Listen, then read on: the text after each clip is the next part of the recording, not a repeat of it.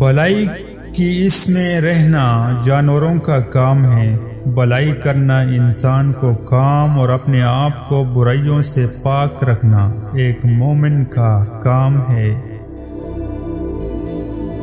بھائی اور نیکی کے عمل سے بڑھ کر کوئی خوشی نہیں، اگرچہ یہ اچھی سوچیں ہو، اچھے اعمال ہو، اچھی چیز مسرت اور شادمانی سے ہمکنار کرتی ہے اور اس میں کبھی برائی ڈیرا نہیں ڈال سکتی۔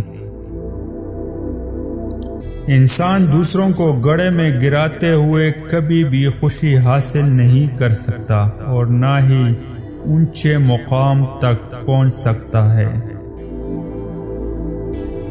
برائی کے جواب میں بھلائی کرتے رہو، محبت کے جواب میں محبت ملے گی، تمہیں نفرت نہیں۔ تم روز اپنے ضمیر کا محاسبہ کرو، ضمیر تمہیں روز کہے گا انسان یا جانور کے ساتھ کی گئی بھلائی کی بدولت جو دن گزرا ہے وہ 1000 دنوں سے بہتر ہے۔ نیکی کا پل ہر حال میں ملتا ہے، نیکی زندگی کو ایک رحمت بنا دیتی ہے۔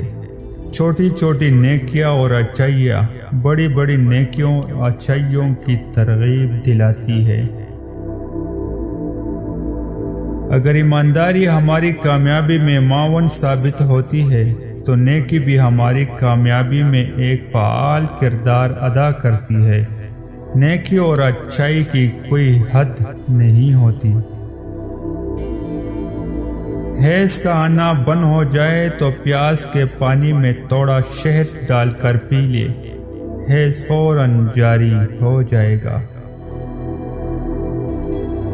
آپ گزرے ہوئے کل کی نسبت آج زیادہ امیر ہے، بشرط یہ کہ آپ نے اپنے چہرے پر مسکراہٹ سجائے رکھی ہے۔